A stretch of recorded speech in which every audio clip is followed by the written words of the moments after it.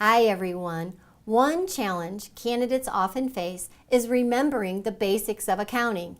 Yes, in every area of the exam, there's content you either forgot, never really learned in college, or maybe you never even seen it before.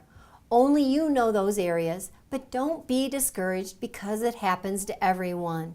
Since I teach FAR, I know that accrual accounting is a challenge to a lot of people. The cash to accrual, accrual to cash, the adjustments to revenue, the adjustments to expenses. Yes, it is a lot. And yes, most candidates struggle with the concepts. Recognizing what you don't understand is a really super big step. Finding resources to help you is really the solution. Here at CPAexcel, we do all we can to help hone your knowledge and understanding.